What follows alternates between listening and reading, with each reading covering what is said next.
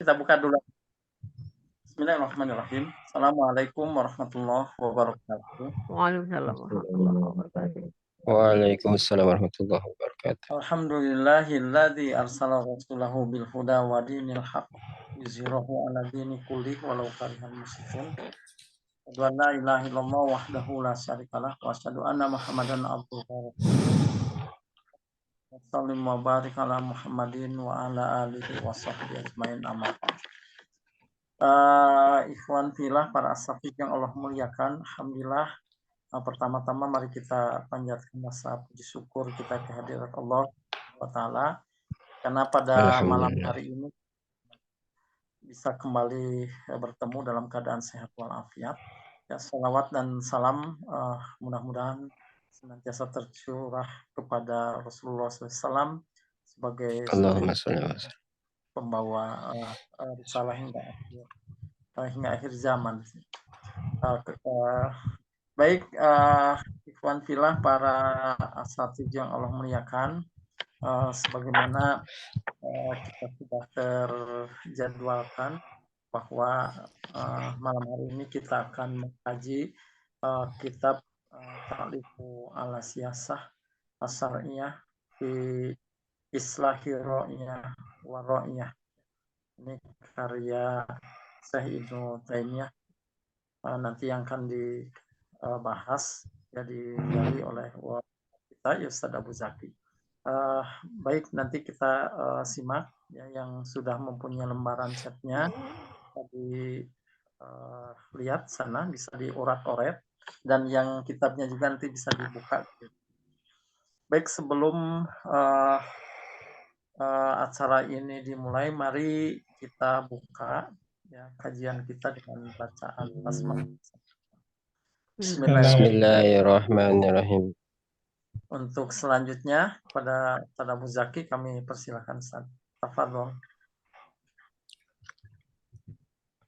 Baik, Ustadzil Fadil, Ustadz Air Safullah yang telah memberikan waktunya kepada saya untuk mengampu jalasah di kesempatan malam hari ini. Kita langsung saja. Bismillah. Assalamualaikum warahmatullahi wabarakatuh. Waalaikumsalam warahmatullahi wabarakatuh. Alhamdulillahi rabbil alamin. Alhamdulillahilladzi binikmatihi tatimmus shalihat. Alladzi arsala rasulahu bil huda wa dinil haq liyudhhirahu ala dini kullihi wa kafa billahi syahida. Asyhadu an la ilaha illallah wahdahu la syarika lah wa asyhadu anna Muhammadan abduhu wa rasuluh. Allahumma salli wa sallim ala nabiyyina Muhammadin wa ala alihi wa ashabihi wa man tabi'ahum bi ihsanin ila yaumiddin.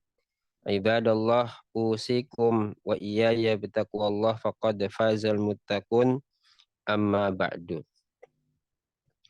Ashabal fadilah, asatid wal ustadat, hadani Allah wa iyyakum ajmain. Alhamdulillah wa syukurillah atas izin Allah subhanahu wa ta'ala. Pada kesempatan malam hari ini kita bisa bermuwajahah via online, bisa bermulazamah dalam satu majelis, yaitu Dirosah Islamiyah, yang insyaallah pada kesempatan malam hari ini kita akan membahas satu kitab yang membahas tentang konsepsi politik di dalam Islam, yakni As-Siyasah As-Syar'iyyah fi Islahir Ra'i wa Ar-Ra'iyah, karya Syekhul Islam Ibnu Taimiyah, di mana kita sudah membahas dalam 3 pertemuan kemarin, yaitu di bahasan bagian pertama, bab pertama, yaitu Tauliyatil Aslah, yaitu memberikan kekuasaan kepada orang-orang yang terbaik untuk mewujudkan sebuah masyarakat yang lebih baik. Dan alhamdulillah di pertemuan kemarin kita sudah membahas beberapa hadis dan asar yang berkaitan dengan bahwasannya kepemimpinan itu tidak boleh diraih dari jalur meminta, ya. Kepemimpinan atau jabatan gitu ya, meminta, di mana apa namanya penunjukan jabatan-jabatan tertentu di dalam Islam itu mutlak merupakan kewenangan khalifah, mutlak merupakan kewenangan Amirul Mukminin di dalam menentukan siapa-siapa yang beliau ingin angkat, baik dalam posisinya sebagai hukam, penguasa di bawahnya, maupun sebagai muwaddaful hukumah atau aparatur sipilnya yang nanti akan mengerjakan tugas-tugas secara administratif maupun berkaitan dengan tugas-tugas yang lainnya. Kemudian pemimpin itu tidak boleh juga memberikan apa namanya wilayah kepada orang-orang yang tidak berhak, sehingga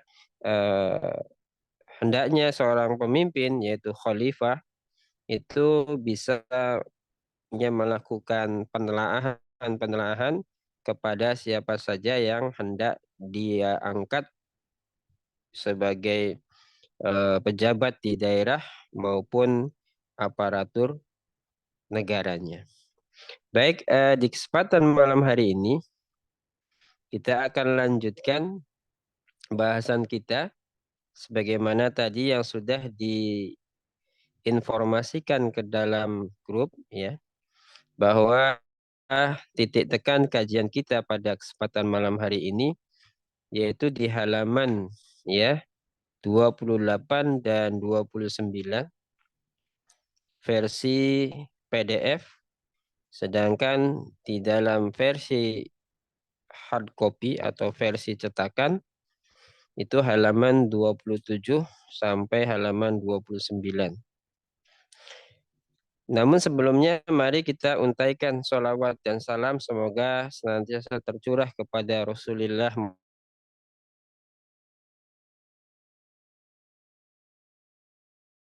para sahabat, dan mudah-mudahan terlimpah pula untuk kita selaku umat beliau. Insya Allah kita mencoba mempelajari sunnah-sunnah beliau, bagaimana kita membaca, menelaah, meneliti, mengkaji daripada sunnah beliau, terkhusus di bidang pembahasan politik kemasyarakatan.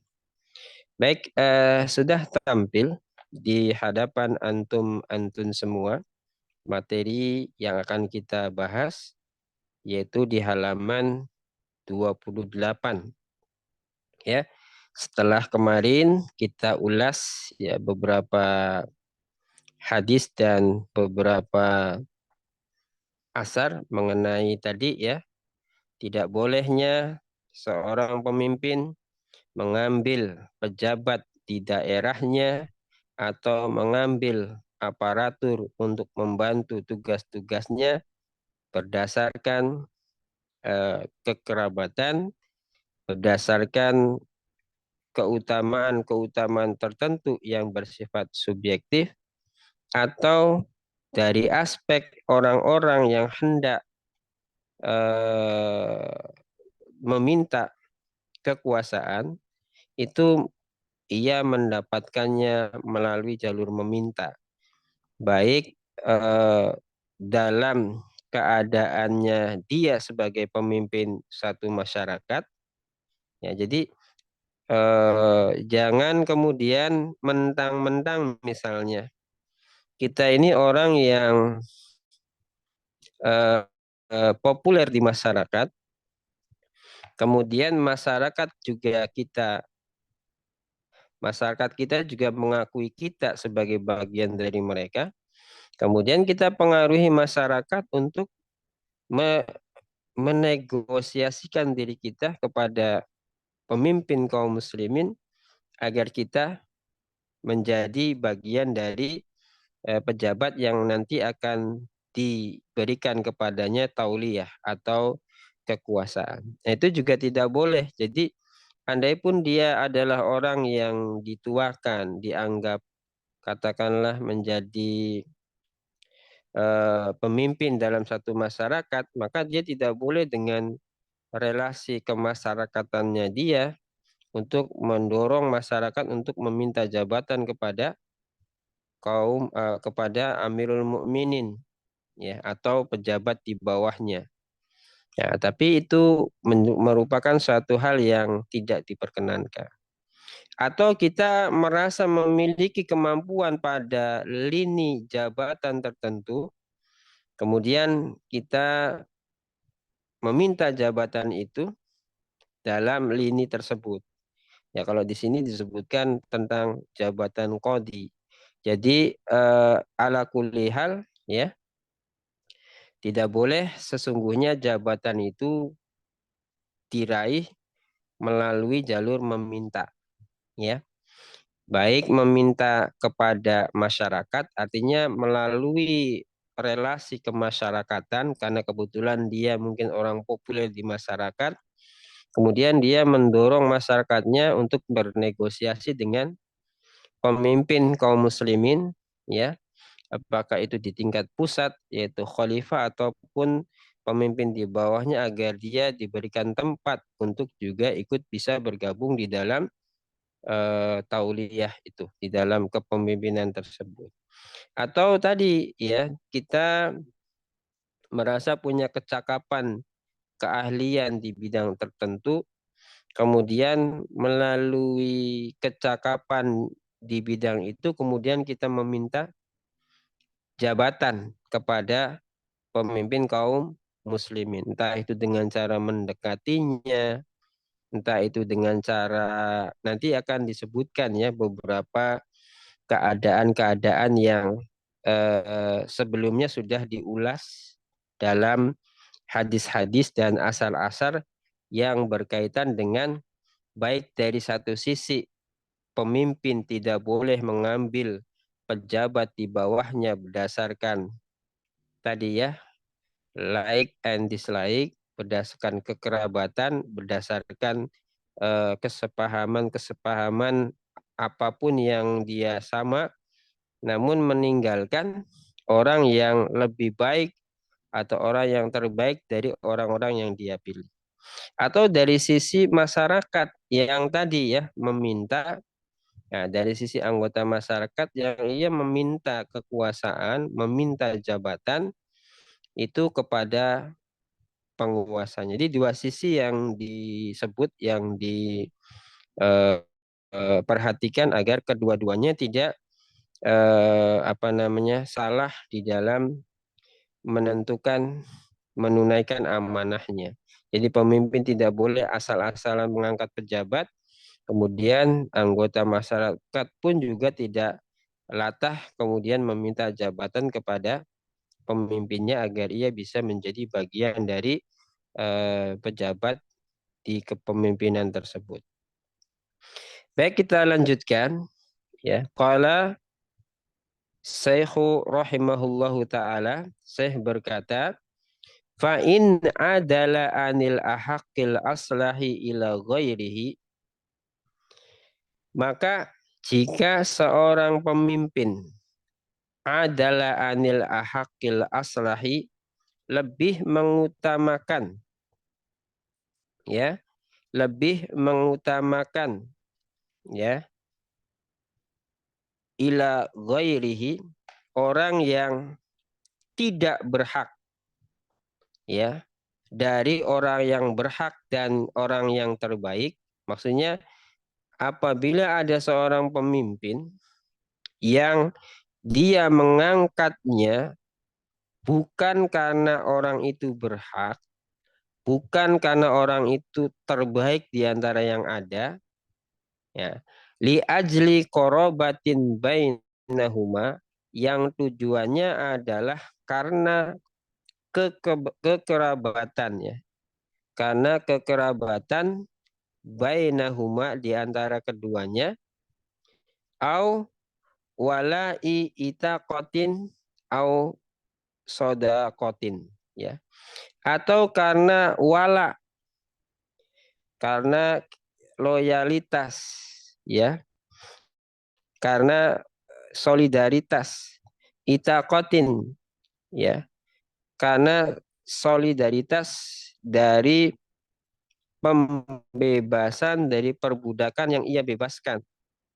Jadi kan biasanya kalau budak kemudian dibebaskan, maka budak itu kan memiliki paling tidak tuh rasa terima kasih kan, rasa loyal kepada orang yang membebaskannya.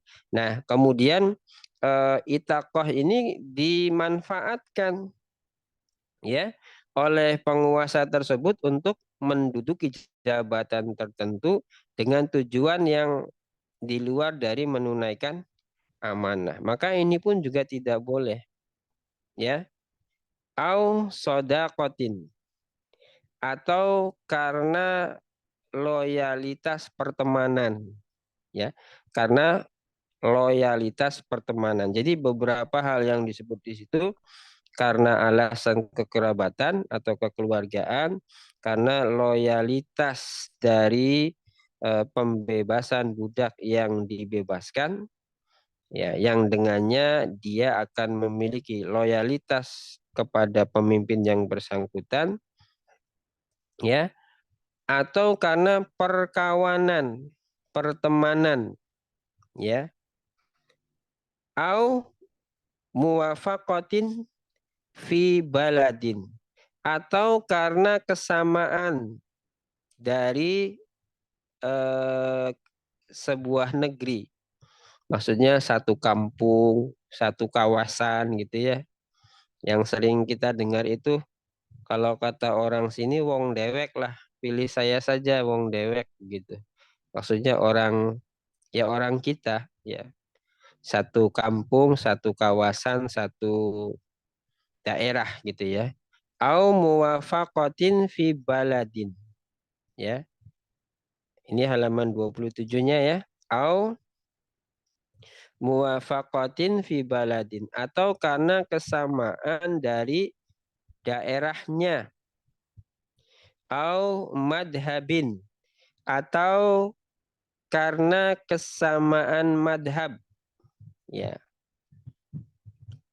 Au tariqatin, atau karena kesamaan cara pandang, ya, dalam memahami persoalan. Thariqah di sini tidak dimaknai sebagai thariqah sufiyah gitu ya. Tapi thariqah di sini adalah mindset, ya, cara pandang dalam memandang satu persoalan gitu ya. Ya, misalnya kalau saya berkuasa, kemudian saya akan angkat orang-orang yang apa namanya bisa membantu menyelesaikan program-program saya. Walaupun program itu misalnya tidak apa atau layak untuk dimuhasabahi karena mungkin misalnya banyak mengeluarkan anggaran dan seterusnya. Itu yang dimaksud dengan kesamaan thariqah itu seperti itu. Ya. Kalau dalam konteks alam pikir demokrasi itu, kalau pejabat lamanya memprolegnaskan IKN misalnya, maka ya pejabat yang baru itu juga harus sama sehingga dia dukung, gitu ya. Kira-kira seperti itulah kesamaan thariqah itu, kesamaan cara pandang. Jadi intinya dia angkat orang yang pokoknya kebijakan saya itu selalunya benar dan tidak boleh salah, sehingga dia bisa melaksanakan program-programnya. Au jinsin, atau karena jinsiyah. Nah, kemarin persis ya, hari kemarin di Durusul Lugha kita belajar jinsiyah. Jinsiyah itu nationality. Ya, jinsiyah itu adalah nationality, artinya kebangsaan. Karena satu suku bangsa, cirinya kan ada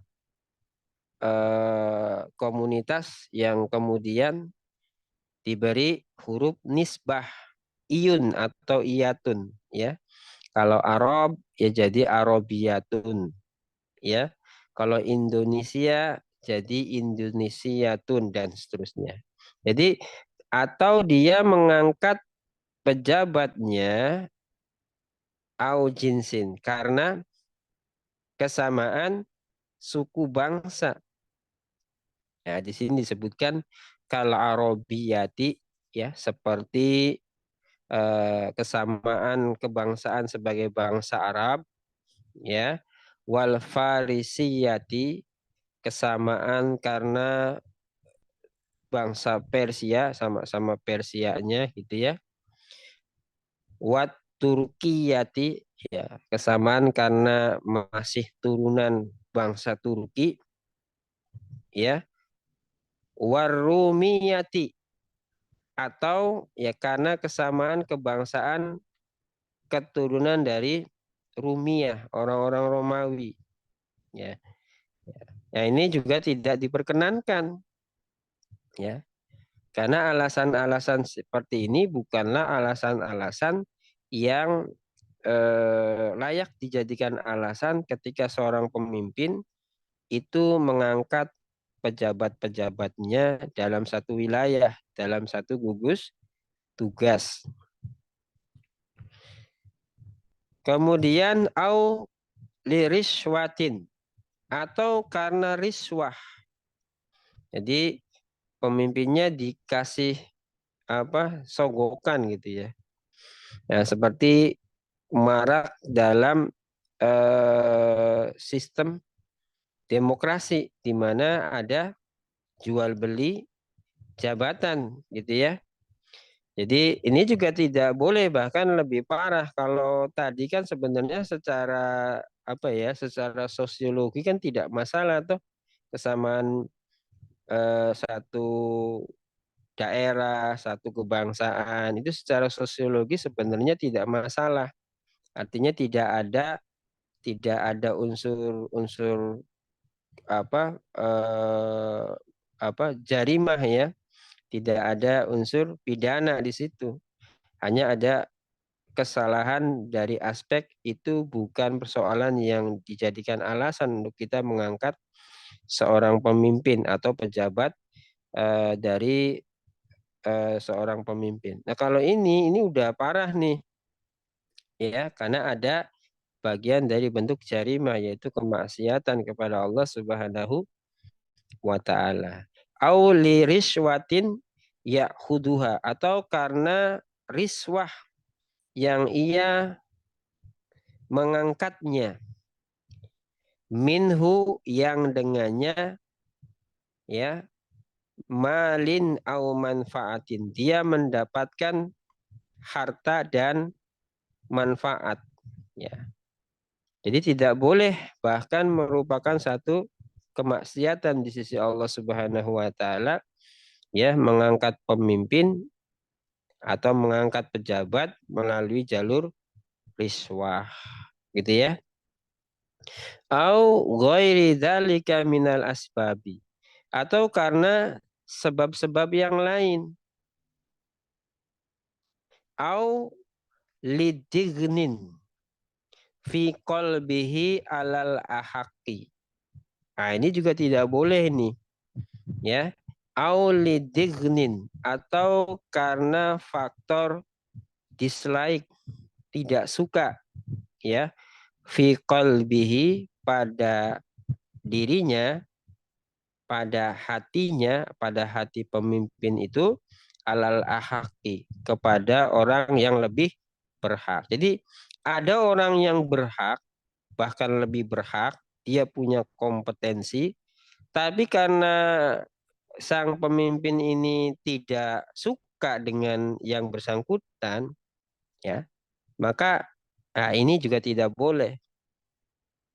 Karena itu kepemimpinan tidak didasarkan kepada like and dislike. Tidak didasarkan kepada suka tidak suka, tetapi didasarkan kepada bagaimana yang bersangkutan itu kualifikasi dalam menunaikan amanah. Di mana di pertemuan sebelumnya kita sudah bahas kualifikasinya itu seperti apa. Ya. Au adawatin bainahuma, atau karena ya permusuhan di antara keduanya, persaingan di antara keduanya. Ya, biasanya kalau kepemimpinan itu sejak awal tidak sehat, maka ada persaingan. Ya, ada persaingan. Nah, jalan tengahnya itu biasanya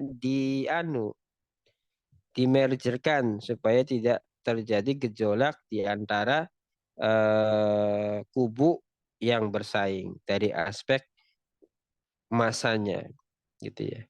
Nah, di dalam Islam tuh begitu, tidak boleh kita atau tidak boleh kepemimpinan itu diambil dari jalil dalil yang tadi disebutkan, karena akan membawa dampak yang tidak baik, dan pemimpin tertinggi ya yang mengangkat pejabat-pejabat itu, yang mengangkat pejabat-pejabat itu dalam satu wilayah, dalam satu gugus tugas, gitu ya. Maka kalau prosesnya melalui mekanisme yang sedemikian ini, maka dia itu dianggap sebagai orang yang mengkhianati Allah, Rasulnya, dan kaum muslimin. Ya. Kemudian Syekh melanjutkan, faqad khanallaha wa rasulahu wal mu'minina. Maka sungguh dia, yaitu pemimpin yang mengangkat pejabat-pejabatnya dengan cara-cara tadi, khonallaha, maka dia telah mengkhianati Allah, wa rasulahu, kemudian rasulnya, wal mu'minina, dan orang-orang mukmin. Apa pasalnya? Pasalnya ada al-aslah, gitu ya, atau di awal paragraf bahasanya lebih tegas lagi ya, dengan man'ut na'at, yaitu al-ahaqi al-aslahi, orang yang paling berhak dan orang yang paling baik, gitu ya.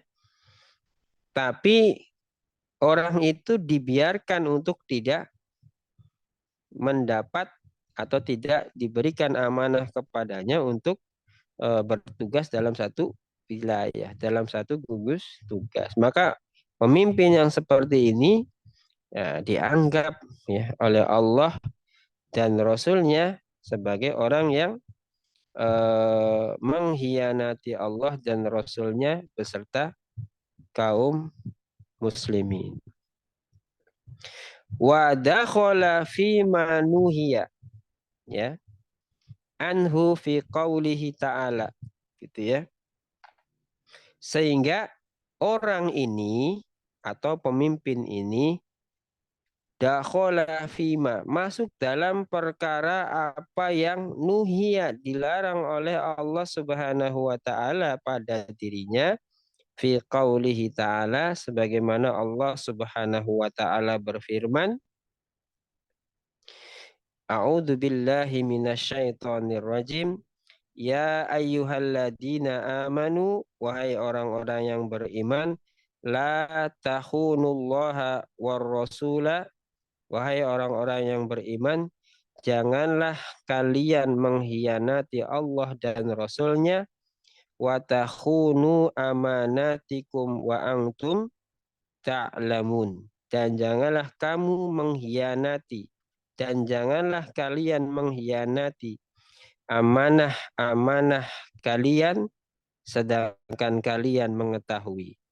Jadi orang-orang ini, yaitu pemimpin-pemimpin yang mengambil pejabatnya melalui cara-cara seperti tadi disebutkan, maka sesungguhnya orang ini termasuk orang yang terpapar Ya, dalam ayat ini di mana Allah melarang hal itu karena sebagai bentuk pengkhianatan kepada Allah Subhanahu wa ta'ala. Summa qala, kemudian Allah berfirman, wa'lamu annama amwalukum wa auladukum fitnah wa annallaha indahu ajrun adzim. Surat Al-Anfal ayat 27 sampai dengan ayat 28. Dan ketahuilah oleh kalian bahwasanya harta-harta kalian, anak-anak kalian merupakan sebuah fitnah, dan sesungguhnya Allah di sisinya ada balasan yang agung. Nah, jadi teman-teman sekalian, bahwasanya setiap kali penunaian amanah yang tidak ditunaikan secara benar, ya, maka hakikatnya hal itu yang bersangkutan telah mengkhianati Allah dan Rasul-Nya, di mana pasti akan ada kemaksiatan-kemaksiatan yang dilakukan olehnya, gitu ya. Apakah itu kebijakan yang tidak syar'i, apakah itu kebijakan yang tidak islami, yang dampaknya merusak masyarakat, sehingga kemudian dirinya itu bertanggung jawab dari kebijakan-kebijakan yang rusak tersebut, gitu ya. Kemudian ada kalanya kekuasaan itu ya, untuk melanggengkan eksistensi kita, biasanya kita pasangkan tuh ya anak-anak kita, kerabat-kerabat kita, seperti tadi disebutkan di atas ya. Ya, anak-anak kita, kerabat-kerabat kita, saudara-saudara kita, ya, yang mungkin satu keturunan dan seterusnya, kemudian kita berikan kepada mereka wilayah untuk mereka mengatur berdasarkan tugas atau gugus tugasnya masing-masing. Maka ketahuilah bahwa hal itu menjadi sebuah fitnah, ya, menjadi sebuah fitnah yang nanti ya akan dipertanggungjawabkan di sisi Allah Subhanahu wa ta'ala. Nah, teman-teman, di sini ada sebuah, katakanlah, cerita di masa lalu, fragmen sejarah di masa lalu, bahwa berkaitan dengan korobah, ya, tauliyah bil korobah, ya, memberikan kekuasaan di satu wilayah, ya, karena kedekatan. Ini ada sebuah fitnah yang ditujukan kepada Khalifah Rasidah yang ketiga, yaitu Sayyidina Utsman bin Affan, yang orang-orang Rafidhah gitu ya, yang kemudian sering sekali dipakai untuk menyerang konsepsi khilafah gitu ya. Seolah-olah khilafah juga sama kayak yang lain gitu ya. Seolah-olah khilafah itu juga sama kayak yang lain, seperti yang sering digembar-gemborkan para dai-dai deradikalisasi itu. Ya, bahwa Sayyidina Utsman itu pernah mengangkat saudaranya. Berarti ini kan karena kekerabatan gitu ya. Ya, sahabat Nabi juga, namanya Abdullah bin Sa'id bin Abi Sarah radhiyallahu anhu. Ya, dalam satu wilayah tertentu di era kepemimpinan beliau. Tapi ketahuilah bahwasanya yang dipahami oleh Sayyidina Utsman ketika beliau mengangkat siapa tadi, Abdullah bin Sa'ad bin Abi Sarah radhiyallahu anhu, itu beliau mengangkatnya bukan karena kekerabatannya, karena kepiawaian beliau sebagai orang yang mampu menguasai manajerial. Karena di masa lalu ya beliau ini orang-orang yang ahli di bidang manajerial, sehingga Sayyidina Utsman radhiyallahu anhu itu merekrut beliau menjadi pejabatnya. Ya. Kalau tidak salah sih beliau itu diangkat sebagai kutab ya, salah satu sekretaris beliau gitu ya. Salah satu sekretaris beliau. Itu orang yang mencatat surat menyurat gitu ya, khalifah kepada entitas negeri yang lain. Nah, sekali lagi dalam pandangan Sayyidina Utsman ya, ijtihad beliau di dalam mengangkat Abdullah bin Sa'ad bin Abi Sarah itu dia mengangkat bukan karena kedekatan kekerabatannya, tetapi memang karena kapabilitas yang dimiliki oleh Abdullah bin Sa'ad bin Abi Sarah dalam mengelola manajerial, mengelola manajemen yang dia punya begitu ya, sehingga diangkat oleh Sayyidina Utsman. Nah, realitas ini nih ya sering sekali dituduhkan. Sebenarnya orang yang sering-sering sekali mengungkit-ungkit cerita tentang Abdullah bin Sa'ad bin Sarah itu sebenarnya orang Rafidhah.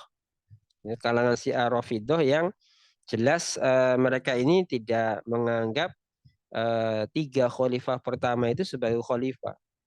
Bahkan mengkafirkan dari ketiga khalifah yang pertama sebelum Imam Ali radhiyallahu anhum, ya, yaitu Imam Abu Bakar, Umar, Utsman dan Ali. Jadi ya dari keempat khalifah itu hanya Imam Ali saja yang menurut Rafidhah itu yang layak, yang berhak di dalam kepemimpinan kekhilafahan pasca wafatnya Rasulullah Shallallahu Alaihi Wasallam. Jadi kalau ada orang-orang yang mempersoalkan seolah-olah Sayyidina Utsman itu nepotisme dan seterusnya, pasti orang-orang ini adalah orang-orang yang terpapar atau setidaknya cara pandang dia itu seperti cara pandang orang-orang Syiah Rafidhah, ya.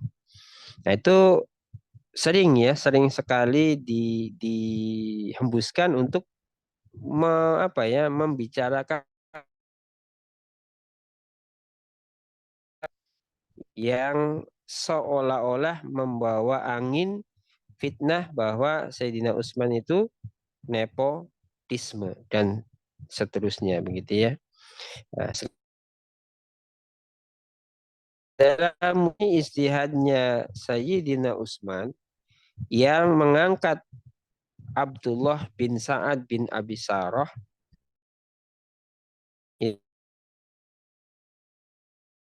bukan karena kerabatannya, tetapi memang karena melihat. Enggak digeser.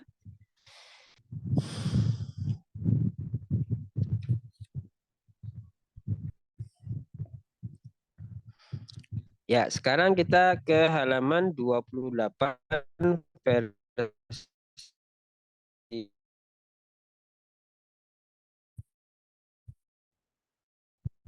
kitab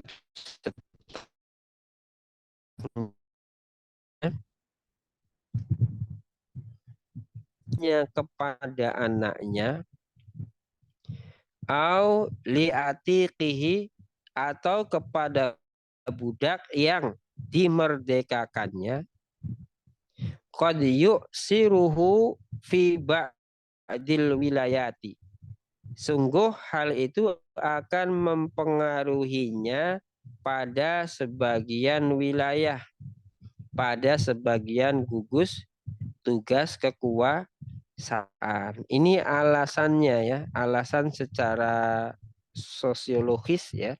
Dari paragraf sebelumnya, kan di paragraf sebelumnya kan dilarang tuh ya mengambil pejabat itu melalui jalur kekerabatan, melalui jalur riswa dan seterusnya. Nah ini penjelasan alasan mengapa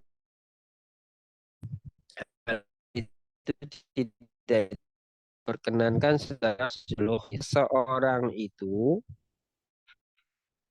lihubbi liwaladihi, ketika ia mencintai anaknya, au liatiqihi, atau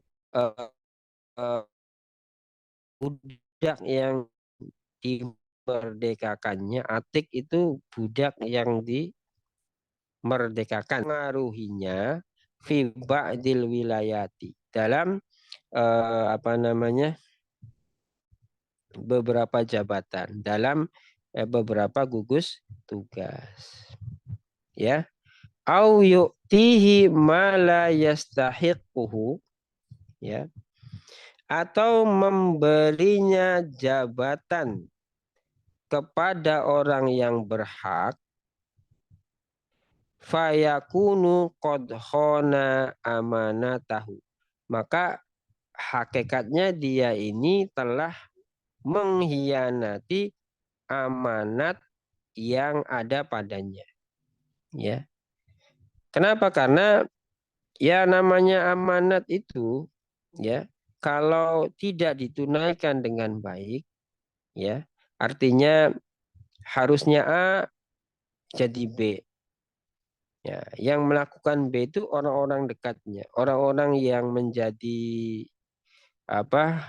kerabatnya dan seterusnya. Maka ini kan pada akhirnya amanah itu tidak bisa ditunaikan secara sempurna. Maka kalau hal demikian terjadi, fayakunu qad khana amanatahu, maka dia sesungguhnya telah berkhianat terhadap amanat yang ada pada pundaknya. Kadzalika qad yu'siruhu, demikian pula juga dapat berpengaruh baginya ziyadatan fi malihi au hifdihi, ya, berpengaruh kepada tambahan atau menambah, ya, menambah dalam hal harta dan simpanannya. Jadi kalau kita mempekerjakan orang-orang yang tujuannya untuk menjaga eksistensi kita, maka pastilah cara berpikir seperti itu adalah cara berpikir atau cara kepemimpinan oligarki. Jadi orang-orang yang kita pasang, orang-orang yang kita pajang, itu adalah orang-orang yang memang mereka itu kita gunakan untuk menguatkan, melanggengkan eksistensi kita, sehingga faktor-faktor yang sifatnya maliyah, ya, keuntungan dan seterusnya itu akan senantiasa deras mengalir ke kita. Makanya gaya kepemimpinan oligarki itu ya seperti itu. Bagi-bagi kekuasaan, bagi-bagi harta simpanan. Ya, yang lain dapat, ya, yang ini dapat, yang itu juga dapat. Bi akhdhi ma la yastahiquhu, yaitu dengan menempatkan orang-orang yang tidak berhak mendapatkannya, ya, menjadi menjadi orang-orang yang melanggengkan kekuasaannya.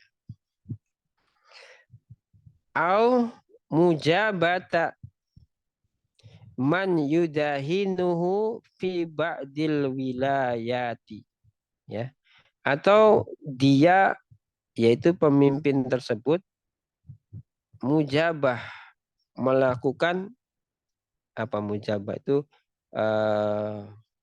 melakukan tindakan pilih kasih, ya, tebang pilih atau pilih kasih gitu, ya, atau dia melakukan tindakan pilih kasih man kepada orang yudahinuhu yang bermudahanah cari muka gitu ya. Kalau kita baca kaifiyatu hamli dakwah Islamiyah itu, dai nggak boleh mudahanah gitu ya, nggak boleh cari muka, nggak boleh bermanis-manis muka. Ya, harus sorohah, harus tegas gitu ya. Nah, dalam konteks kepemimpinan juga begitu, tidak boleh bermudahanah, tidak boleh mencari muka, tebar pesona, ya, demi melanggengkan posisi. Ya, dalam dunia kerja kan mudahana ada ya. Gimana caranya supaya naik jabatan atau minimal kan kita nyaman di zona tersebut gitu ya. Nah, dalam kepemimpinan juga mudahana itu akan sering muncul ya. Ya. Jadi pemimpinnya itu melakukan muhabah ya. Au muhabata man yudahinuhu fi ba'dil wilayati. Ya. Atau dia melakukan pilih kasih atau dia pilih kasih man yudahinuhu kepada orang yang cari muka kepadanya fi ba'dil wilayati pada sebagian wilayah-wilayah kekuasaan ya. Ya. Kayak kasus kasus perbolaan lu ya yang sekarang banjir itu kan ya. Kan itu kata konsultan rumputnya itu supaya mantap itu harus direnov ya, yang biayanya berapa? 7 miliar ya. Ya, 7 miliar. Nah, kemudian ada upaya-upaya pendekatan kepada pejabat tertentu. Nah, yang kayak gitu-gitu namanya mudahana. Ya. Nah, karena pejabatnya itu memang supaya terlihat keren gitu ya, akhirnya dia menyetujuinya. Walhasil ketika hujan lapangannya menjadi becek. Ini contoh mudahana dalam hal yang lebih lebih terang benderang itu sikap mudahana tuh seperti tenaga ahli tenaga ahli itu ya, yang orang itu jelas itu mudahana ya, yang suka pasang badan ya kesana kemari ya, ngomel-ngomel di TV ya, itu contoh-contoh sikap mudahana. Apakah di dalam sistem Islam itu ada? Ya secara fitrah, secara sosiologi mungkin ada. Cuman tadi pemimpin diwanti-wanti untuk tidak bersikap seperti ini atau tidak memelihara sikap-sikap seperti ini. Maka kalau sudah realitasnya seperti ini, fayakunu qad khanallaha wa rasulahu wa khana amanatahu. Maka yang demikian ini atau realitas ini sungguh ya merupakan pengkhianatan kepada Allah dan Rasul-Nya serta pengkhianatan terhadap amanah yang ada pada pundaknya. Gitu ya. Jadi ini satu sisi ketika pemimpin itu ya mengangkat pejabat-pejabatnya dengan cara-cara yang tidak dibenarkan oleh syara, maka perilaku itu tuh dipersamakan dengan bahwasanya dia telah berkhianat kepada Allah dan Rasul-Nya. Gitu ya. Adapun di paragraf berikutnya, ketika seorang pemimpin menunaikan amanat-amanatnya dengan cara-cara yang ya hati-hati, dengan cara-cara yang mengikuti petunjuk Allah Subhanahu wa taala, maka nanti akan diberikan kemudahan-kemudahan di dalam mengelola jabatan itu, di dalam mengelola tugas-tugasnya dalam wilayah tersebut. Berikutnya Syekh melanjutkan, Summa innal muaddiya lil amanati ya ma'a mukhalafati hawahu. Kemudian sesungguhnya orang yang muaddi, orang yang menunaikan ya lil amanati atas amanat pada dirinya,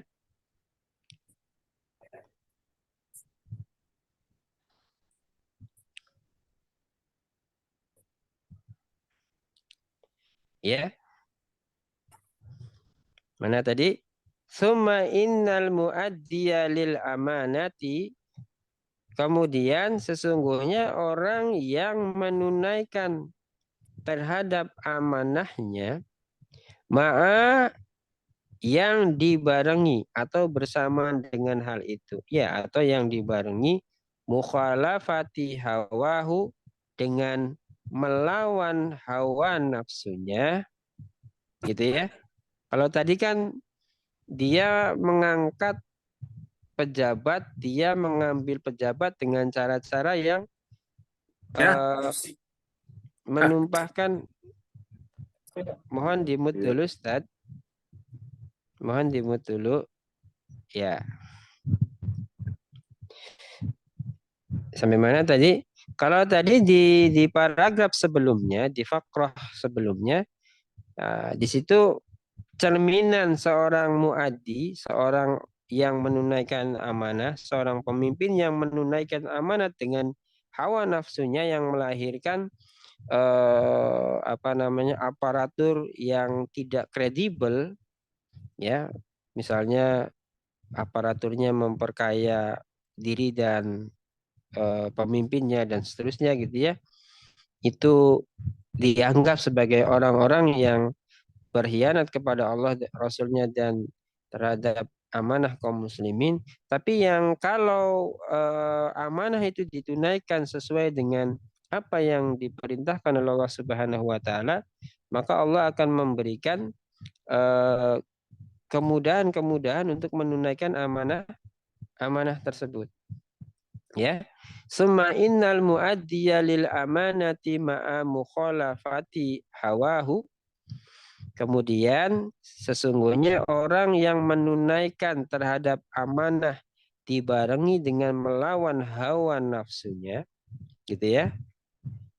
Yusabbituhullahu, maka Allah Subhanahu wa taala niscaya akan meneguhkannya atau memberikan kekuatan untuk bisa menunaikan amanat itu dengan sebaik-baiknya. Gitu ya. Fayahfaduhu fi ahlihi wa malihi. Kemudian Allah juga akan menjaga ya, keluarga beserta hartanya ba'dahu, setelah kewafatannya atau setelah dia tidak lagi menjabat. Kalau dalam Islam kan jabatan itu terlepas karena dua sebab kan ya. Karena wafat dan karena hilangnya syarat qadiron. Ya, hilangnya syarat qadiron, hilangnya syarat mampu, di mana syarat iniqad qadiron mampu itu harus ada sehingga amanah itu bisa ditunaikan. Atau hilangnya lebih tepatnya salah satu dari 6 syarat iniqad, maka tidak terpenuhi ya syarat-syaratnya sehingga dia harus diganti ya.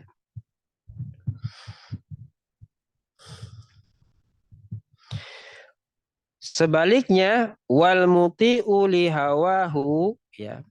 Sedangkan al muti ya orang yang mentaati, orang yang mengikuti hawahu, hawa nafsunya, yu'aqibuhullahu ya, akan diiqab oleh Allah Subhanahu wa taala. Diiqab itu akan diberikan hukuman gitu ya.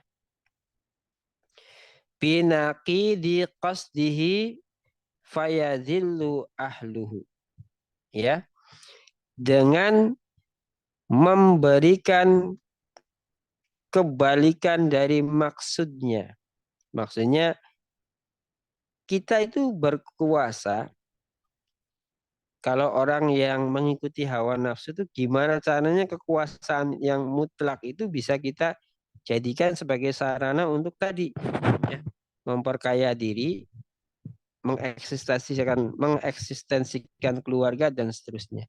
Nah, kalau orang itu ya mengambil kekuasaan dengan tujuan itu, menuruti hawa nafsunya, maka Allah akan balas ya dengan balasan yang berkebalikan dari maksudnya. Artinya apa? Bahwa kekuasaan itu pada akhirnya menjadi sebuah penyesalan. Ya, nanti akan menjadi sebuah penyesalan. Gagahnya seorang berkuasa, hebatnya orang berkuasa itu ada masanya. Ya. Kata Allah, kata Syekhul Islam Ibnu Taimiyah itu, beliau katakan begitu. Wal muti'u li hawahu yu'aqibuhu Allahu binaqidi qasdihi fayadillu ahluhu. Ya. Di orang yang menunaikan amanahnya dengan mengikuti hawa nafsu, niscaya Allah akan menghukumnya dengan membalikan maksudnya, ya, maka Allah akan yazillu ahluhu, akan menghinakan keluarganya, wa yadhabu maluhu, akan mensirnakan hartanya. Hartanya akan hilang. Gitu ya. Hartanya akan hilang. Berikutnya, ya, kalau di kitab yang cetak itu masih masih dalam satu bagian fakroh ya. Kalau di versi PDF itu dipisah ya. Berikutnya, nah ini gambaran ya, gambaran tentang sebuah fragmen antara orang yang mengambil kekuasaan dengan jalur mengikuti hawa nafsu dengan orang yang mengambil kekuasaan dengan istilahnya sambil melawan hawa nafsunya. Karena memang kekuasaan itu biasanya banyak orang yang bernafsu untuk mendapatkannya. Nah, di sini disebutkan wa fi dzalika al-hikayatu al-masyhuratu. Wa fi dzalika, dan dalam realitas ini al-hikayatu al-masyhuratu. Ada sebuah hikayat yang masyhur. Ada cerita yang masyhur, ada sebuah kisah yang masyhur, ya. Anna ba'da khulafa'a Banil Abbasi, bahwa ada sebagian ya para khalifah dari dinasti Abbasiyah, sa'ala ba'dal ulama'i, ia bertanya kepada para ulama, ya, an yuhaddisahu amma adroka, untuk menceritakan apa-apa yang pernah terjadi sebelumnya. Dalam hal ini adalah terkait dengan kekuasaan. Gitu ya. Kemudian faqala, ya, ulama itu menjawab atau bercerita, ya, adraktu Umar bin Abdul Aziz. Ya, kata ulama tersebut, aku telah menjumpai Umar bin Abdul Aziz. Ini Umar bin Abdul Aziz itu adalah khalifah min khulafai Bani Umayyah ya. Beliau itu adalah satu dari khalifah Bani Umayyah. Jadi sebelum Bani Abbasiyah. Kata ulama tadi, adraktu Umar bin Abdul Aziz. Aku menjumpai Umar bin Abdul Aziz, ya. Faqila lahu, maka dikatakan kepada beliau, yaitu kepada Amirul Mukminin Umar bin Abdul Aziz, ya Amirul Mukminina, wahai Amirul Mukminin, ya.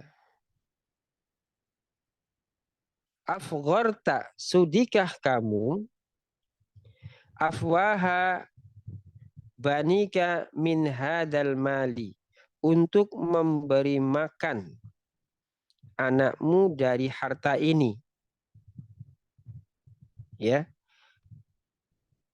Taroktahum fuqara'a la syai'a lahum, engkau meninggalkan mereka, itu anak-anak daripada Khalifah Umar bin Abdul Aziz, fuqara'a la syai'a lahum, dalam keadaan fakir, la syai'a lahum, yang mereka itu tidak memiliki apa-apa. Nah, ini anak-anak khalifah ya. Anak-anak khalifah yang ketika beliau menjadi khalifah Umar bin Abdul Aziz, anak-anaknya itu tidak diberikan privilege yang bergengsi gitu ya, untuk mendapatkan layaknya sebuah anak-anak pemimpin besar begitu ya, untuk mendapatkan akses apakah itu kekuasaan, ekonomi dan seterusnya. Tapi beliau tidak melakukan itu. Ya. Kemudian wa kana fi maradi mautihi, dan pada saat beliau sakit menjelang kewafatannya, faqala, kemudian beliau berkata, adkhiluhum alayya. Nah, beliau katakan kepada pejabatnya, adkhiluhum alayya, bawalah mereka masuk menemuiku. Fa'adkhuluhum, maka kemudian anak-anak dari Khalifah Umar bin Abdul Aziz itu masuk. Wahum bid'ata asyara dzakaron, yang mereka ini jumlahnya 10 orang laki-laki. Jadi anaknya beliau itu 10 orang laki-laki. Laisa fihim balighun, dan mereka itu belum pada balik. Ya. Falamma ra'ahum darafat ainahu, tatkala beliau ya Umar bin Abdul Aziz itu melihat mereka gitu ya, yaitu anak-anaknya yang 10 orang laki-laki belum pada balik ini, darafat ainahu, bercucuranlah air matanya. Summa qala, kemudian beliau berkata, ya baniya, wahai anakku, wallahi ma mana'tukum haqqan huwa lakum. Demi Allah, kata beliau, aku tidak menahan hak-hak untuk kalian. Artinya sebagai anak seorang khalifah, beliau mendudukannya sama haknya dengan masyarakat yang lain. Ya, kalau haknya sebagai warga masyarakat, dia tidak menahannya. Ya, sebagaimana dia pun memberikan hak-hak kepada warganya, masyarakatnya yang lain. Walam akun billadi akhudu amwalan nasi fa'adfa'aha ilaikum. Dan aku tidak pernah mengambil harta dari manusia kemudian aku berikan kepada kalian. Wa innama antum ahadu rajulaini, sesungguhnya kalian ini hanya ada 2 pilihan. imma salihun, ini lafaz imma kemarin dibahas juga ya. Ya, dibahas juga di dalam bahasa Arab tuh ya. Imma salihun fallahu yatawallas salihina wa imma ghairu salihin fala asruku lahu ma yasta'inu bihi ala maksiyatillahi. Ya, kata ayahnya itu kepada anak-anaknya, sesungguhnya kalian itu hanya ada pada dua pilihan, ya. Imma salihun, ya, bisa jadi salih, fallahu yatawallas salihin, maka Allah lah yang nanti akan melindungi orang-orang salih. Imma ghairu salihin, ya, bisa jadi tidak solih, ya, bisa jadi tidak solih, atau bahasa lainnya tolih. Solih lawannya tolih, tapi beliau menggunakan bahasa yang halus ya, tidak solih gitu ya. Kalau tolih kan berarti buruk ya.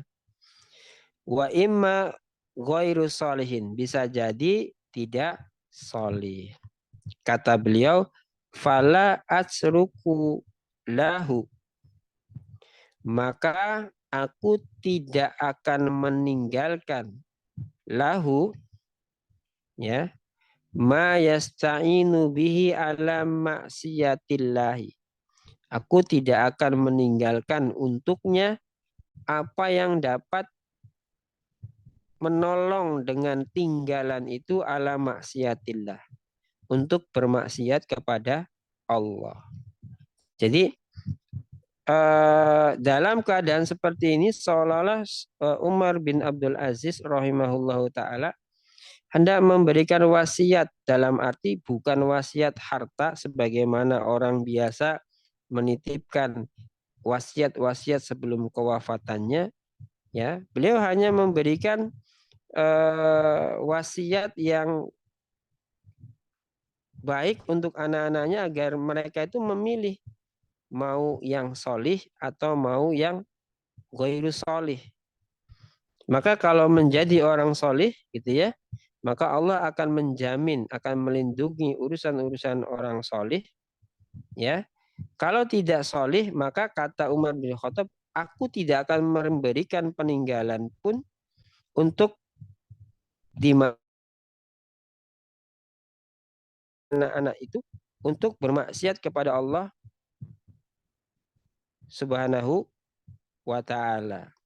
Kemudian kumu ani, ya, kumu ani,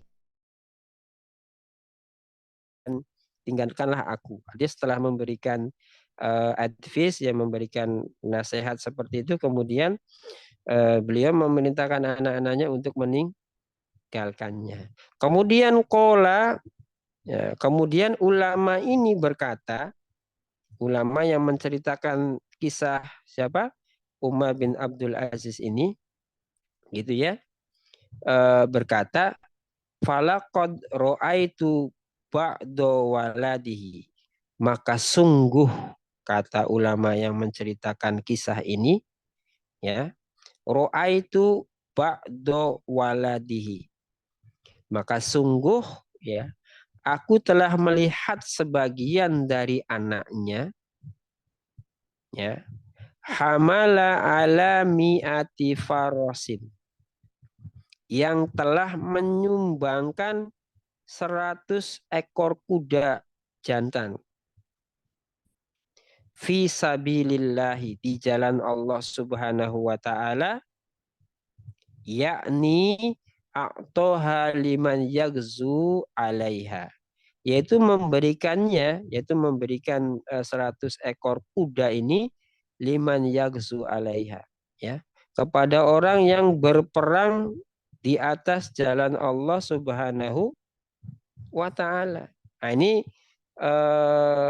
sebuah sebuah fenomena yang baik dari sebuah keluarga yang baik, di mana pemimpin keluarga itu mampu memberikan pendidikan yang baik buat anak-anaknya. Padahal ayahnya itu adalah pemimpin besar di kalangan kaum muslimin yang kalau dia mengikuti hawa nafsu bisa saja dia ya memberikan privilege gitu ya. Meskipun anak-anaknya belum pada balik kan bisa saja memberikan wasiat-wasiat yang sifatnya materi dan seterusnya yang nanti bisa dimanfaatkan oleh anak-anaknya. Cuman hal itu tidak dilakukan itu demi menjaga anak-anaknya agar tidak menjadikan wasiat-wasiat yang bersifat material itu untuk digunakan sebagai wasilah bermaksiat kepada Allah Subhanahu wa taala. Dan pada ending ceritanya anak-anak beliau itu adalah anak-anak yang soleh-soleh. Di antaranya ada yang mampu memberikan 100 ekor kuda untuk dijadikan tunggangan sebagai pasukan kavaleri di dalam jihad fisabilillah. Ini apa namanya kondisi-kondisi yang menunjukkan bahwa kredibilitas seorang pemimpin di dalam mengangkat seorang pejabat itu betul-betul perlu diperhatikan karena keberadaannya itulah yang nanti akan membawa kemaslahatan atau tidak bagi masyarakat. Kalau pemimpin itu mengangkat pejabat-pejabatnya melalui mengikuti hawa nafsu sehingga rekrutmennya dengan cara-cara tadi ya, berdasarkan kedekatan kerabat, berdasarkan suka dan tidak suka, berdasarkan kesamaan suku bangsa, dan seterusnya, maka akan dimungkinkan terjadi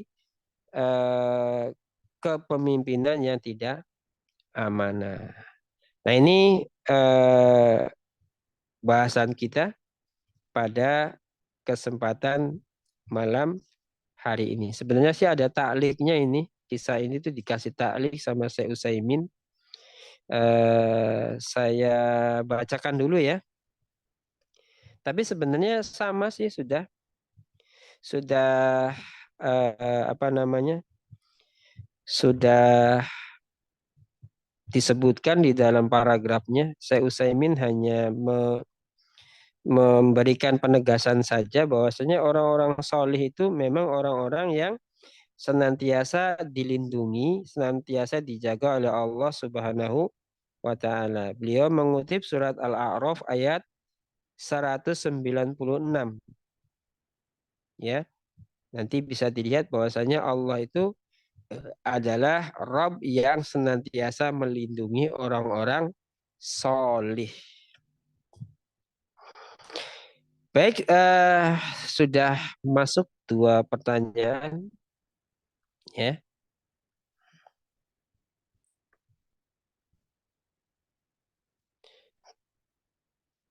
Ya.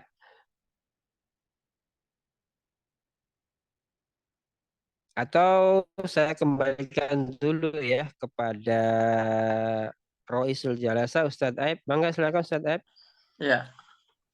Baik, terima kasih Ustaz Abu Zaki. Tadi sudah kita simak ya. Jadi intinya di sini di kitab ini dibahas mengenai memberikan kekuasaan khusus kepada kerabat. Jadi nanti korelasinya bagaimana dengan kondisi kekinian seperti itu ya.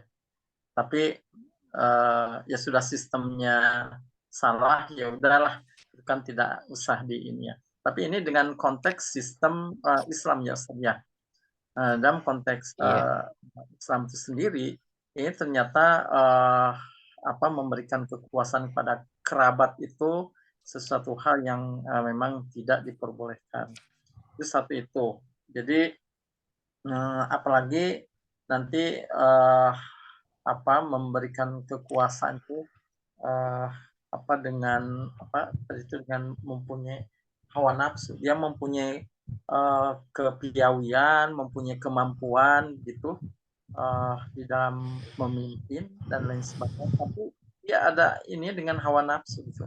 Maka di dalam tadi itu disampaikan bahwa ini juga akan mengakibatkan Allah tidak akan memberikan kebaikan, malahan Allah akan memberikan kebalikan dari kebaikannya itu. Seperti itu, mampu tapi dia yang mampu untuk memimpin, kan, tapi dia ada dasarnya itu hawa nafsu seperti itu. Jadi Allah akan memberikan keburukan dari kebaikan. Itu jadi para asatidz yang Allah muliakan, bisa saya kutip satu masalah dari apa yang tadi dibahas oleh Ustaz Muzaki. Dan selanjutnya ini ada beberapa pertanyaan yang disampaikan oleh, saya baca dulu aja Ustaz ya. Mangga Ustaz. Sebentar. Nah ini dari Ustaz John ini.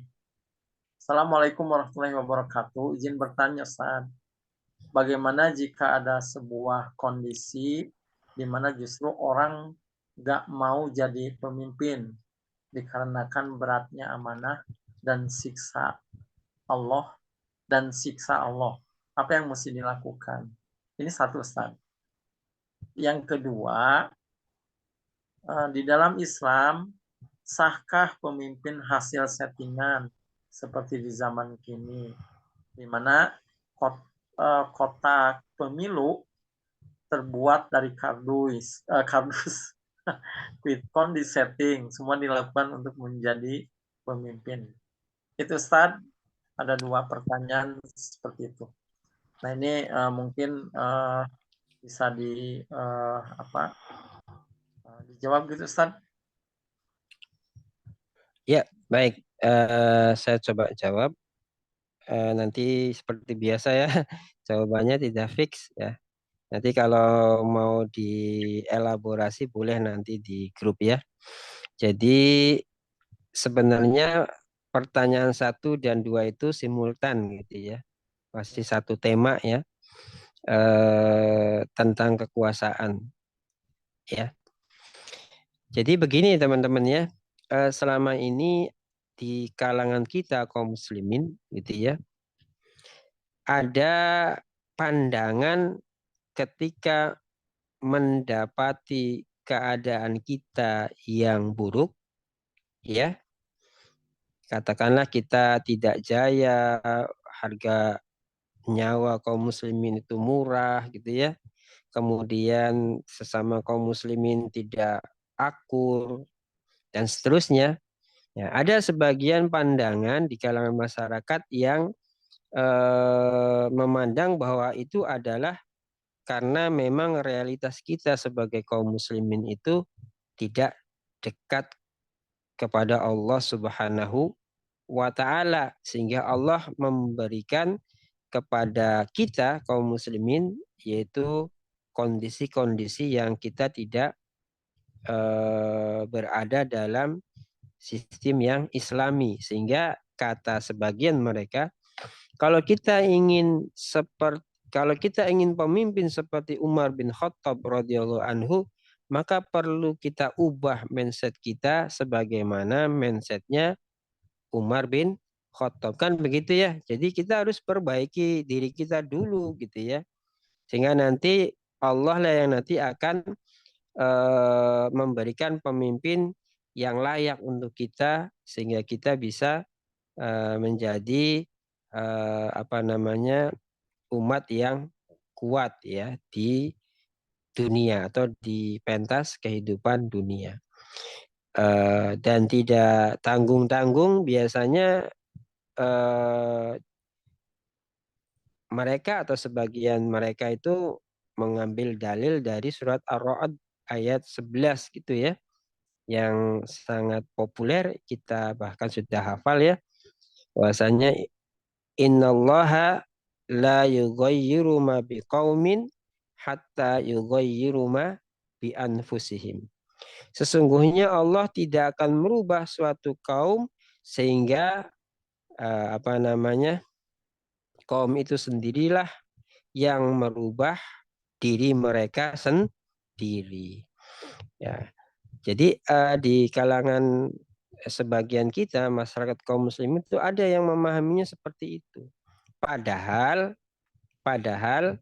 realitasnya ya tidak se-flat begitu ya.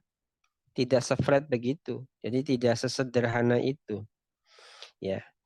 Bahkan Syekhul Islam Ibnu Taimiyah sendiri di dalam mendeskripsikan tentang sosial kemasyarakatan itu bahwa perubahan masyarakat, bahwa perbaikan masyarakat itu diambil dari kedua sisinya.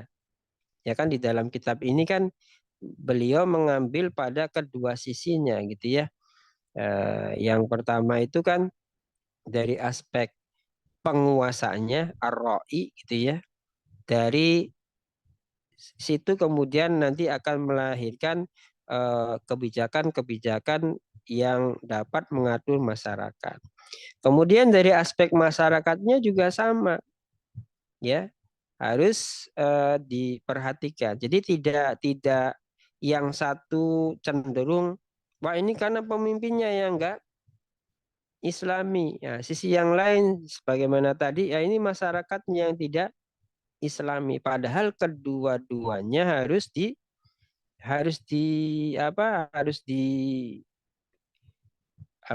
didudukan secara proporsional. Buktinya ya ini tadi bahwa Syekhul Islam Ibnu Taimiyah saja mendudukan persoalan itu bukan di salah satu sisinya saja.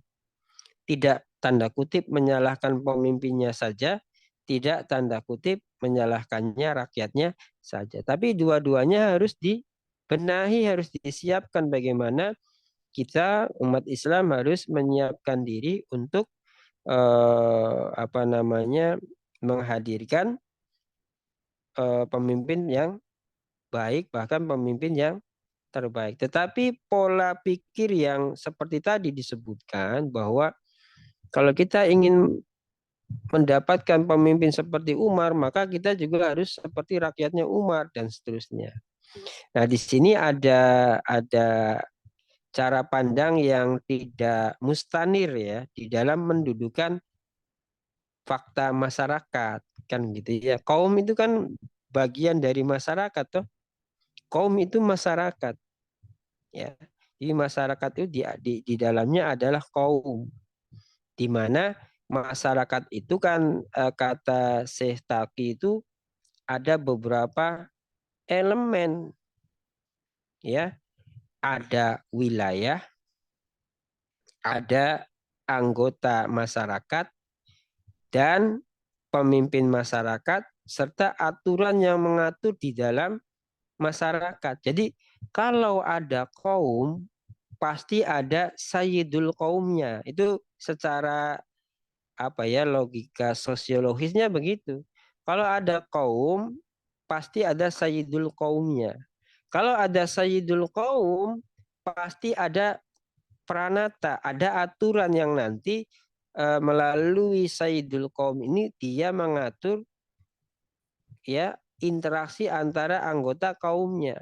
Dan tentunya kaumnya ini menetap di dalam satu wilayah. Nah, atas dasar realitas ini, maka sesungguhnya pandangan yang tadi ya mendudukan persoalan bahwasanya umat Islam ini mengalami keterpurukan, tidak memiliki kekuatan, itu hanya tanda kutip dipersalahkan kepada masyarakatnya saja, sehingga kita harus misalnya mengkaji, masyarakat itu harus mengkaji kitabullah dan sunnah Rasulullah SAW, mengkaji tauhidnya dan seterusnya, itu hanya 25%-nya ya, hanya mampu menelaah fakta masyarakat seperempatnya saja.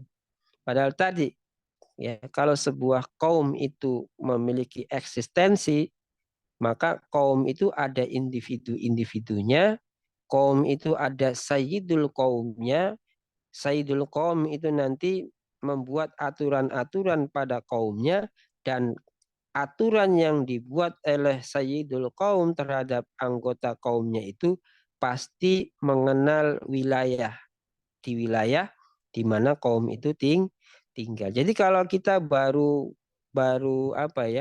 mendudukan persoalan itu hanya ada titik individunya harus baik, maka sesungguhnya kita baru menyiapkan peradaban emas umat Islam itu sekitar 25%. Mesti ada perangkat-perangkat yang lain yang 75%-nya juga yang tidak boleh dilupakan. Apa?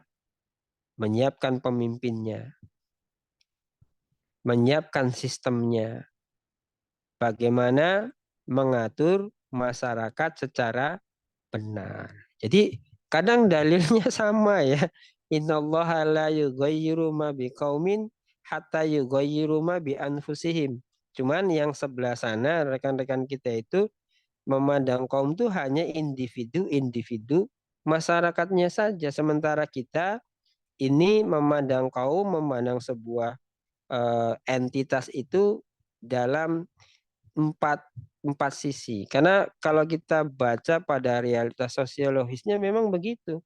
Kaum itu pasti ada individu-individu, kemudian ada pemimpinnya, kemudian dia menetap di satu wilayah.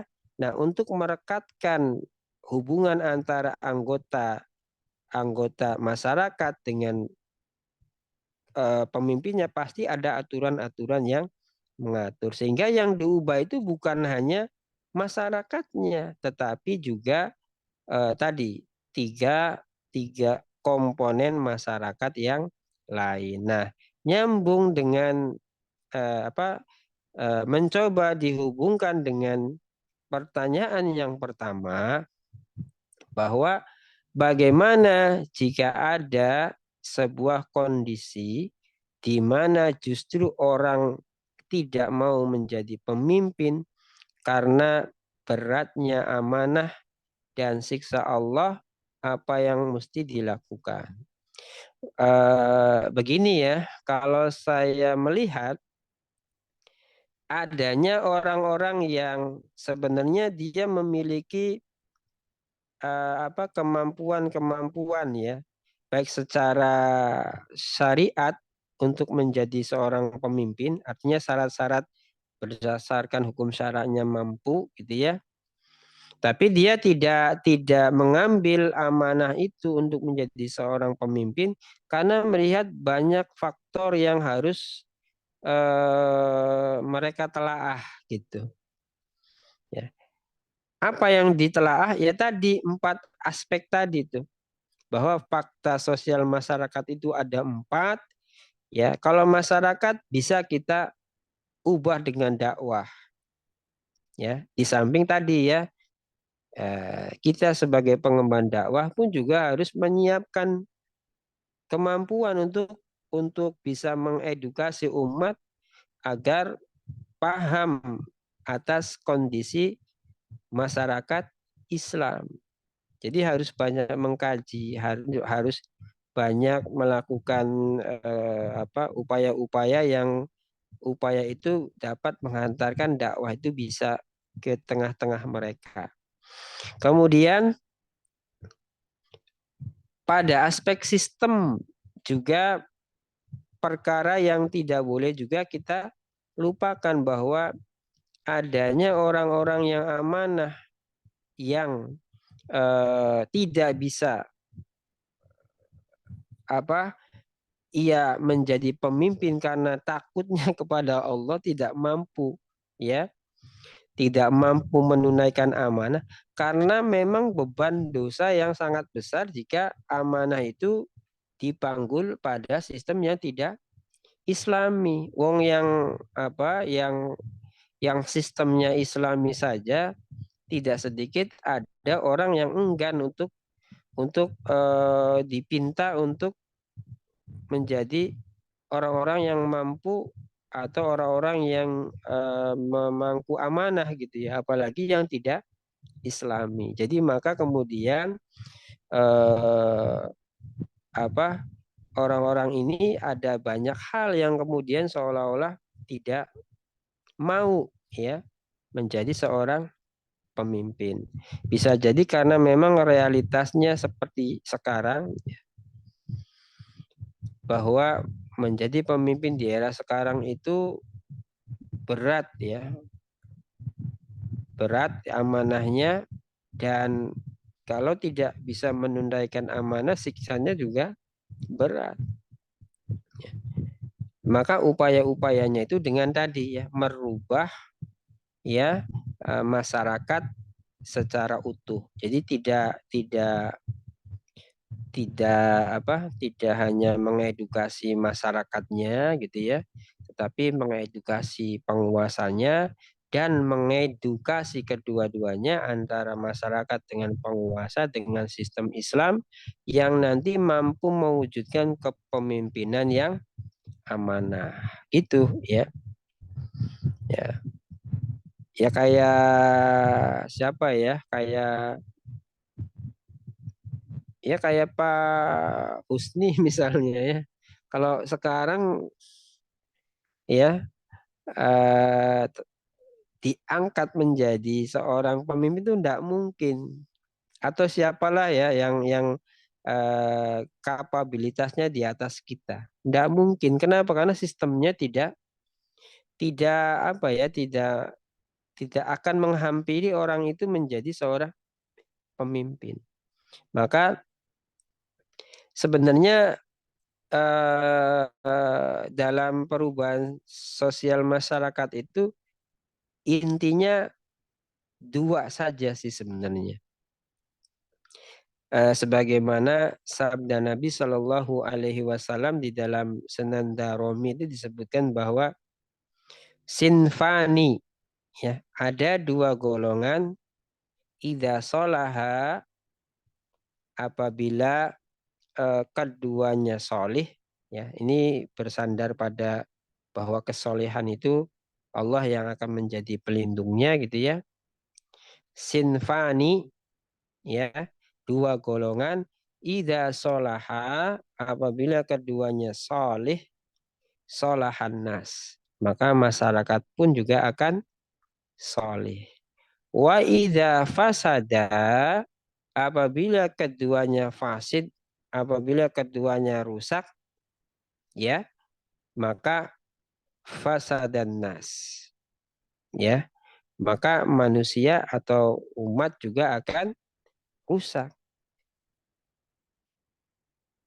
Ala wahuma, ketahuilah yang kedua hal itu adalah al ulama wal umaro. Ya, jadi ulama umaro ini juga komponen ulil amri yang kalau keduanya tadi tidak soleh ya tadi semuanya akan merusak. Kenapa? Karena ulama punya ilmunya, umaro punya kebijakannya.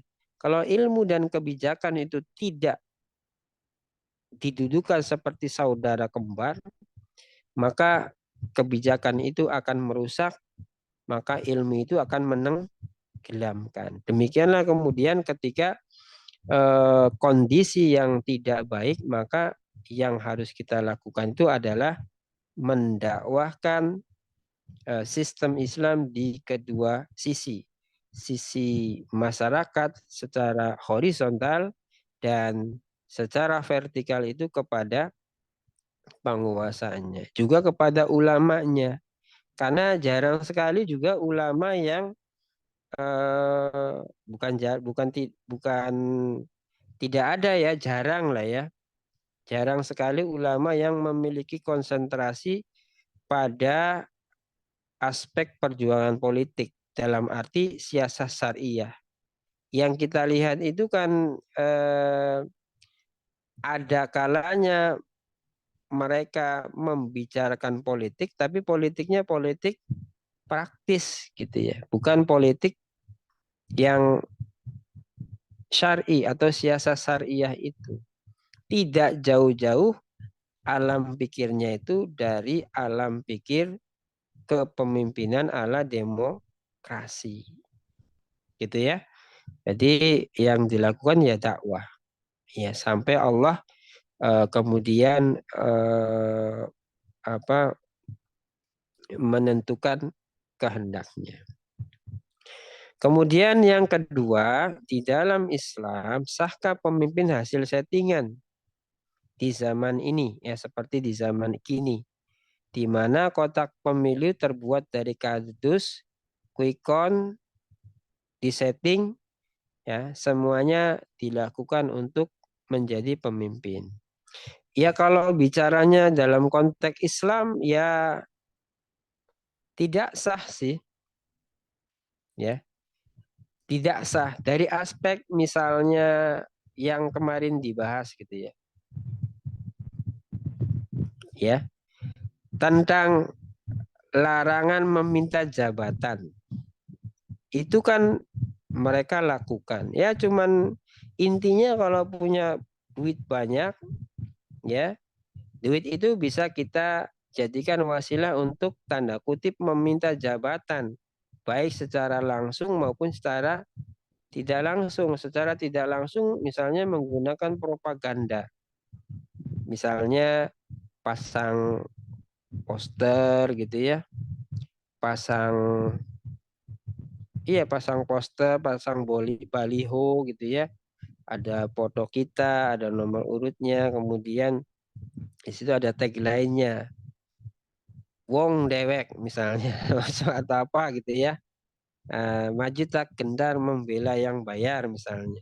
Nah itu kan sebenarnya secara apa ya, secara kalau kita kata para pakar mikro ekspresi itu kan itu sudah mengarah kepada ini upaya meminta jabatan gitu ya, meskipun bahasanya bukan meminta jabatan ya.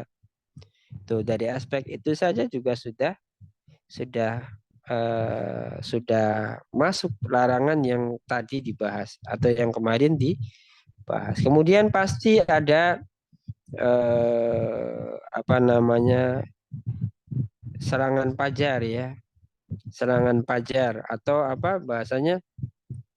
Ya bahasanya sih pendekatan dengan masyarakat, tapi intinya riswah ya, dengan memberikan sejumlah uang, tapi dikasih pesan, suruh ini, suruh itu, dan seterusnya.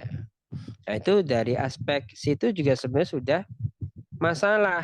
Kalau perspektifnya berdasarkan Islam. Kalau perspektifnya seperti sistem konvensional ya nggak ada masalah tentunya kan gitu. Ya.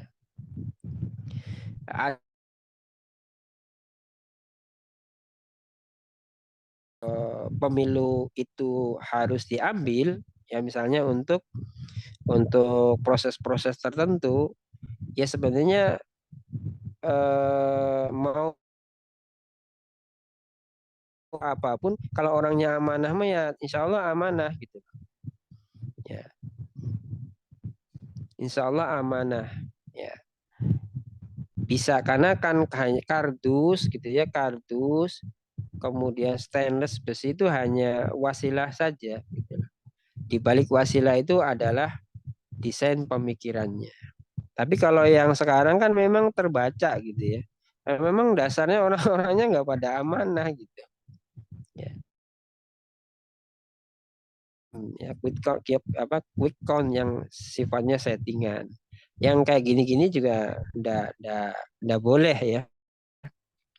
Ya, kenapa? Karena kriteria seorang pemimpin itu bukan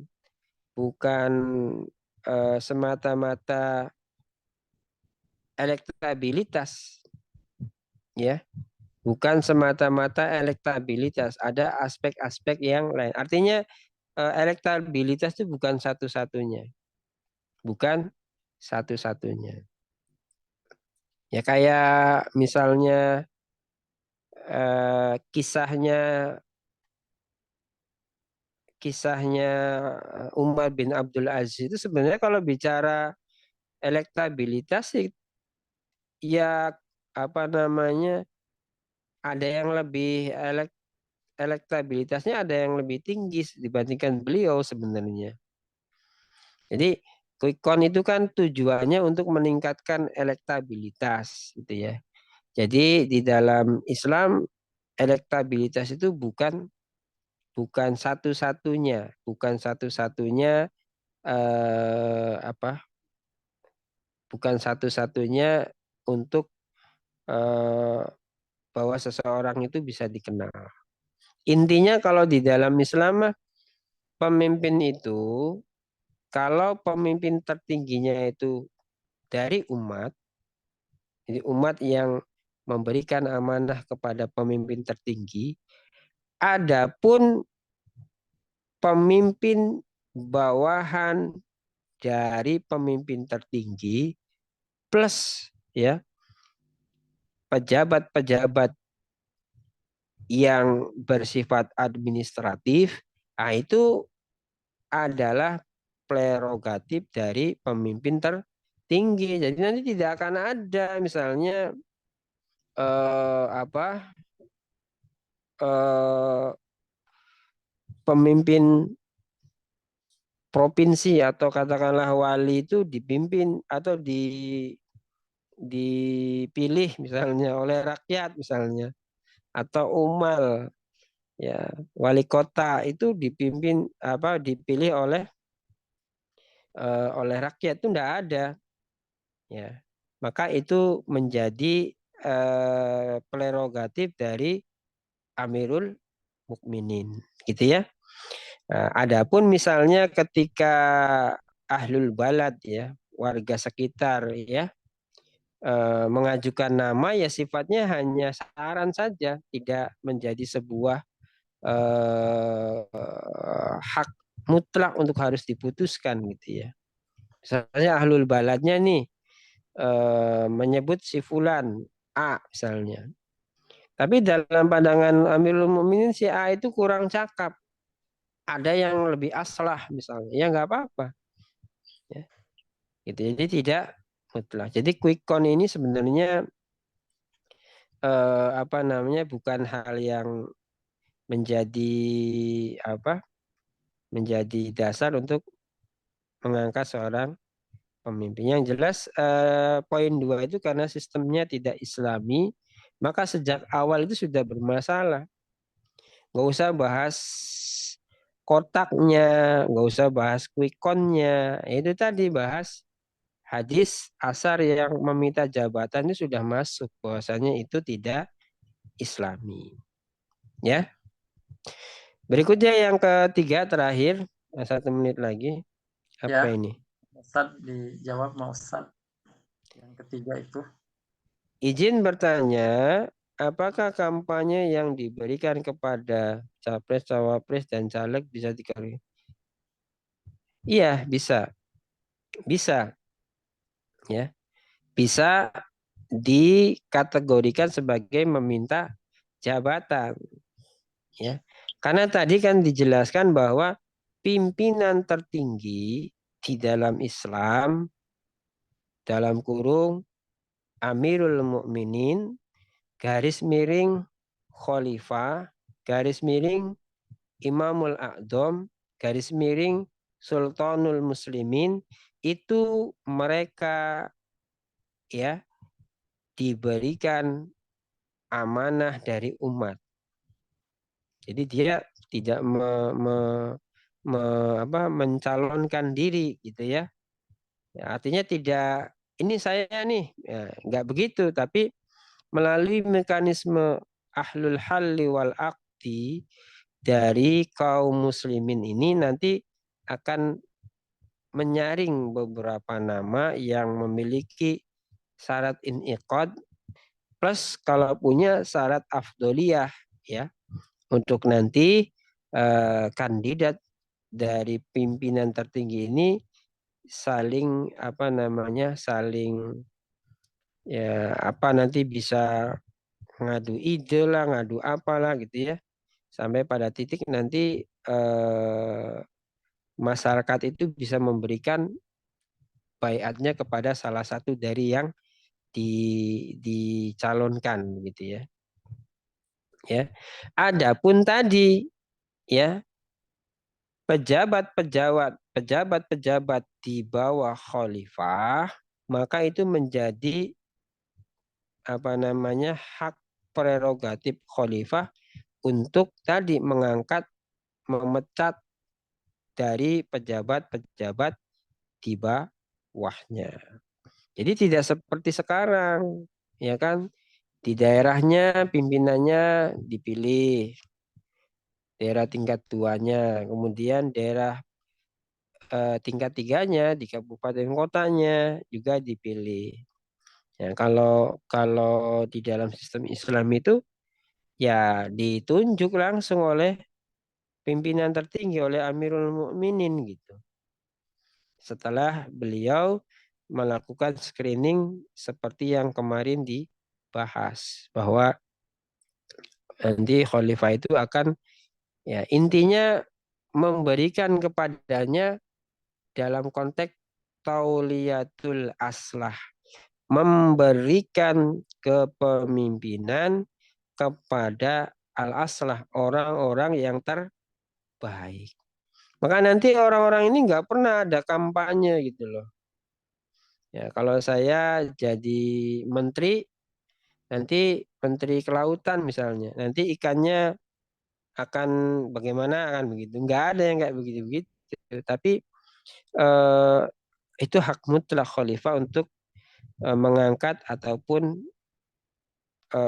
memecatnya atau bahkan merotasinya atau dan seterusnya gitu ya. Gitu ya. Jadi ya masuk, ya meminta dukungan itu sama ya intinya dengan meminta jabatan. Kalau perspektifnya Islam gitu ya. Kalau perspektifnya tidak Islami ya mungkin beda kali. Padahal kan sudah jelas kan? Ya. Padahal faktanya sudah jelas. Ya. Begitu Ustaz ya. Faktanya sudah jelas ya. Meminta dukungan itu sama ya dengan meminta jabatan. Emang kalau meminta dukungan itu endingnya kemana sih, kan kitanya jadi, ya paling enggak harus jadi kan gitu ya.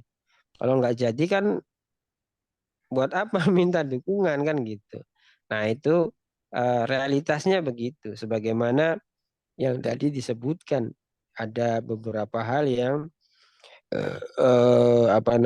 memungkinkan bahwasanya kekuasaan itu terjadi karena hasil meminta jabatan atau meminta dukungan. Gitu ya. Selama ini kan kita diserang tuh ya, tentang bahwa di antara thariqah dakwah itu ada tolabun nusroh gitu ya. Tolabun nusroh itu mereka anggap sebagai meminta jabatan. Tetapi mereka kadang-kadang tidak berpikir bahwa aktivitas mereka setiap 5 tahun itu juga sebenarnya lebih real. Itu meminta jabatan kepada umat. Ya. Kalau yang dilakukan, kalau yang katakanlah yang